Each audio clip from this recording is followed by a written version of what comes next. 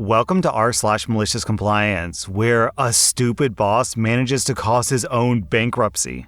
Our next Reddit post is from Not Lagrange. I work as a logistical consultant, and I've done so for the past 7 years. Most of my work is short-term contracts, where I update or optimize logistical systems for manufacturers and delivery businesses. I do have a couple of long-term contracts with repeat clients, and this story is about one such client. I got a job offer 6 years ago with a family who inherited his family's machine shop. His father is a brilliant man, but he's not business savvy in the slightest, and his entire business was teetering on bankruptcy. My main job there was optimizing the production method for both existing contracts and future contracts. This was my first long-term contract, but I had been doing similar work for a few years, and I'd gotten a couple of patents for producing some intricate parts before getting this job. In the contract negotiation, I made sure that any patents developed in the course of my work would be retained completely by me. The contract would last 5 years, then it would be open for reevaluation. It took a lot of time and work, but the company became rather successful, especially considering the condition that my friend inherited it in. Then 2020 happened, and after about a year of trying to stay afloat, my friend sold it to some entrepreneur who wanted to get into the industry. In the months prior to the sale, the new boss was trying to familiarize himself with the business. Since I was in charge of logistics, I'd given him a tour of the place and informed him of the patented methods used. This was happening right around the time that my contract was ending, and I asked whether I would be negotiating with him or the new boss. He assured me that my new contract would be negotiated with my new boss. The new boss started restructuring and laying off most salaried employees and cutting benefits like vacation and sick time as soon as the acquisition went through. I was not a fan of this new boss, since, in addition to this, he was a butthole with zero experience and he refused to acknowledge that fact. He didn't understand what exactly my job was, and he thought that it was unnecessary. I could tell that he was just waiting for my contract to end. Fast forward about a month into the new regime, and enter the shit show that was my negotiation. He was of the opinion that I was overpaid and inefficient. He basically said that I was unnecessary. My only options were to either essentially become a part-time contractor with an effective 70% pay cut to what I was making before and none of my benefits, or be fired. When he gave me the ultimatum, I was beyond shocked. I immediately contacted my lawyer, and he told me the contract was beyond insulting. Needless to say, I chose option 2. Over the course of my time there, I had filed 2 patents that were extensively used by the company. Normally, when I negotiate shorter contracts, I typically negotiate for better royalty rates rather than benefits or salary. But since this job was working for my friend and it was supposed to be long-term, I opted for negotiating for benefits. About a week after the negotiations were completed, I told the new boss that we would need to discuss my royalties before the term was officially over. He was not amused and he was dismissive. After I pressed him enough, we had a meeting with our lawyers present. What's important to know is that one of my patents is extensively used in the production of an electrical device for the company's biggest client. The royalties deal written up by my lawyer was the standard one I use for most companies, which is more expensive than my previous contract. The new boss was shocked and fuming. He was saying this was completely ridiculous and bordering on extortion considering how much more expensive it would be, and how not being able to use that patent would mean that he would lose client while shifting to a new production method.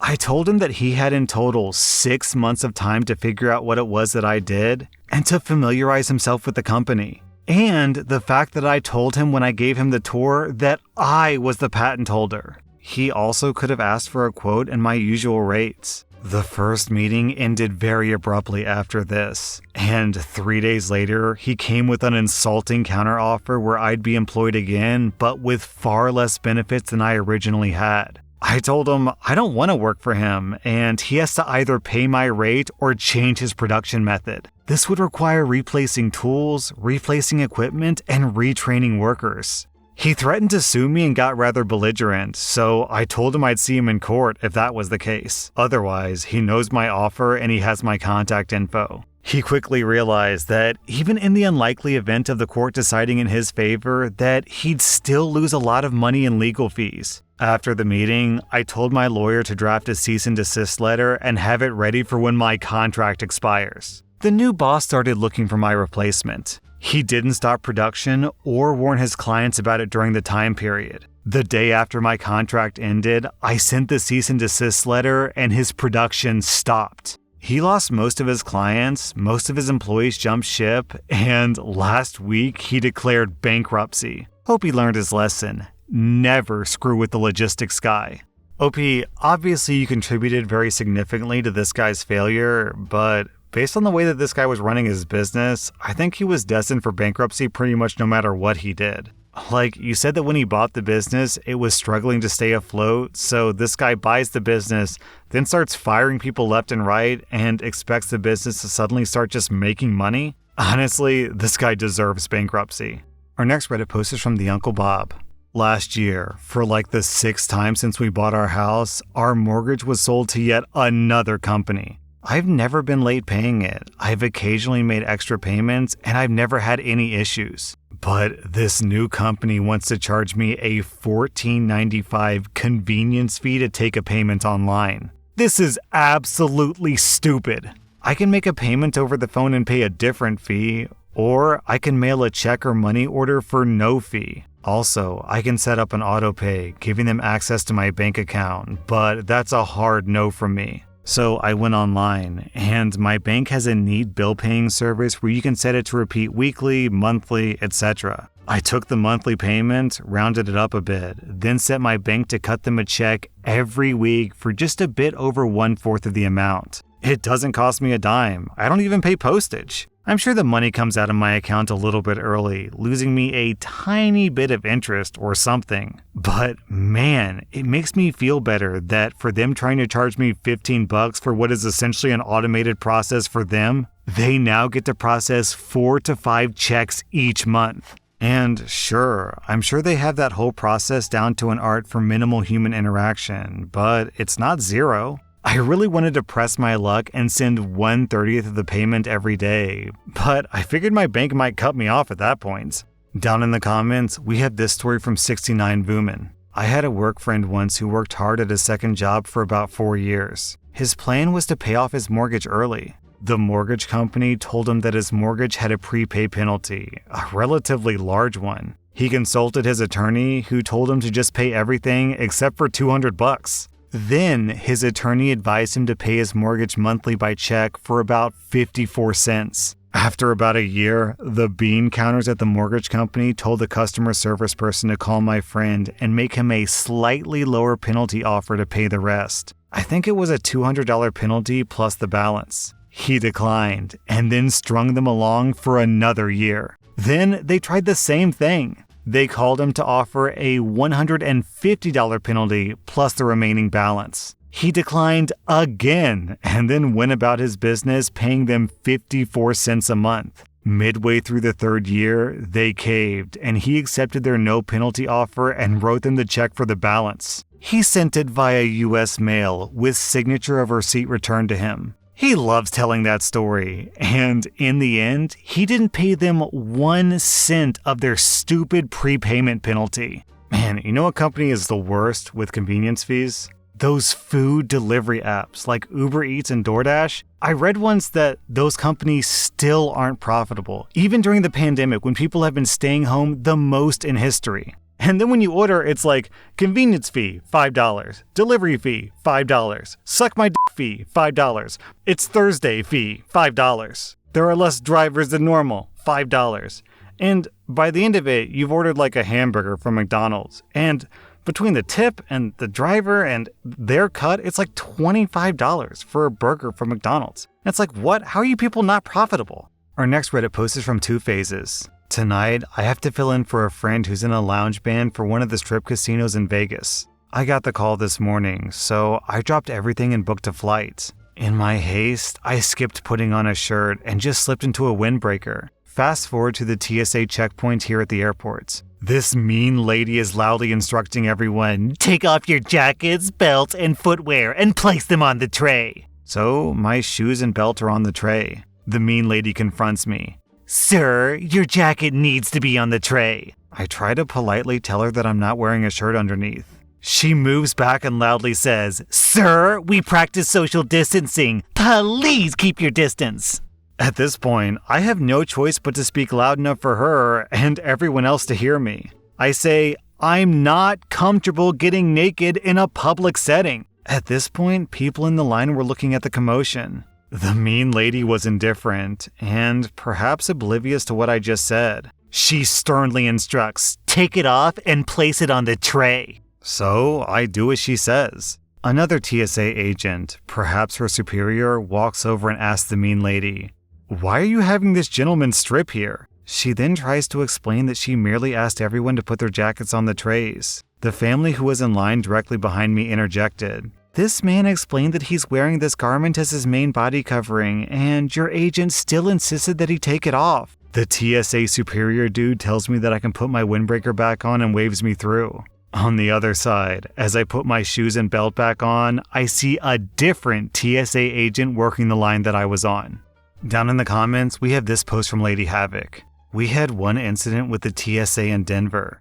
My youngest, who's 16, has type 1 diabetes and was using an insulin pump at the time. We knew that they would have to do a pat down and have the pump swab tested, and my kid was fine with that. The TSA agent tried to make them go through the scanner. Even with documentation from the pump manufacturer saying the pump shouldn't be scanned, the agent was still trying to make them go through the scanner. At that point, I caught up and found what was going on. I calmly said, "My child is wearing a $6,000 medically necessary piece of equipment. Are you prepared to replace it?" So my youngest got the pat down.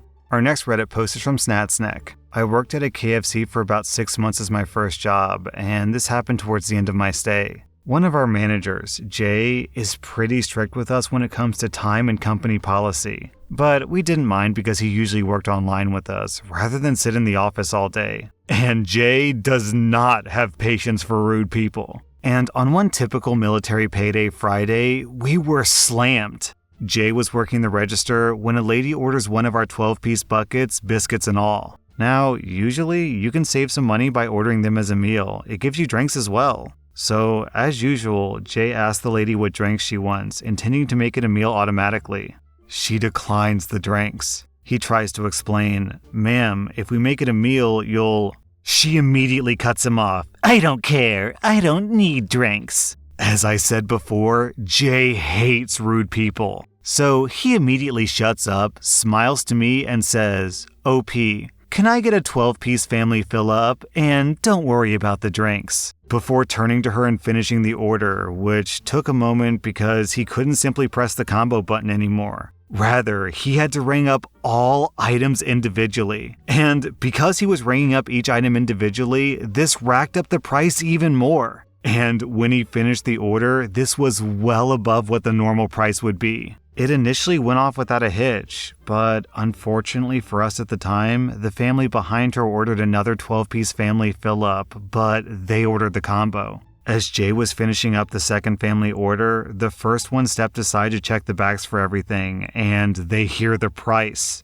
Jay rang up the second family for almost half the price of the first family, and the lady storms back over. "How come theirs is so cheap? We ordered the same thing," she asked. To which Jay replied, wearing the standard issue customer service smile. "You said that you didn't want a combo, ma'am, so I rang them up individually, ma'am, so you paid for them, not as a combo, but as the order you insisted on making, ma'am." She then asked for the manager, claiming that we were scamming her. To which Jay responded by walking behind the wall and coming back 2 seconds later wearing his manager vest.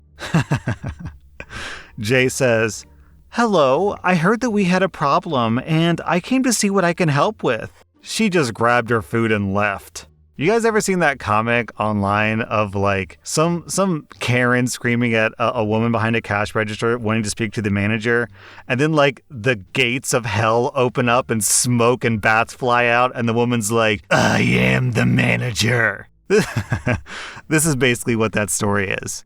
Our next Reddit post is from Breaking the Box. "I used to work for a small company, and due to the bus times, I'd arrive at work 45 minutes early every day. I was nearly always the first one in, so I would be the one opening the office and getting things set up. One of the tasks that I took upon myself to do was buy milk for the office. I did this during my 45 minutes of unpaid time. The shop was around a 20-minute round trip, and I always got enough to last the week. In the UK, we pay for plastic bags, so I always tried to have a couple of spare in my work bag. However, sometimes I just forgot, so I would buy one from the shop. Even though I was allowed to expense the milk, sometimes I would forget or lose the receipt, so then the company would be getting free milk from me. One day, I submitted my expense claim, and I left the receipt on the finance manager's desk and went for a meeting. For clarity, the finance manager was my boss's wife. Usually when this happened, I would come back to a couple of quid to cover the milk.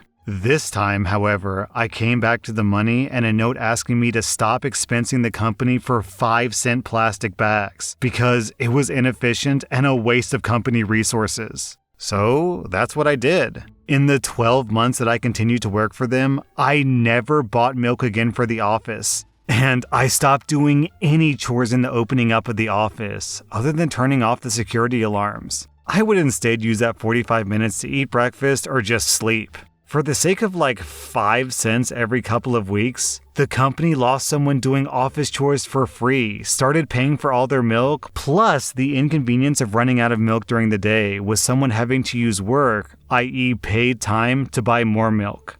OP, that makes them penny wise and pound foolish. That was rSlash Compliance, and if you like this content, check out my podcast where I publish the exact same episodes. Also, hit that subscribe button because I put out new Reddit videos every single day.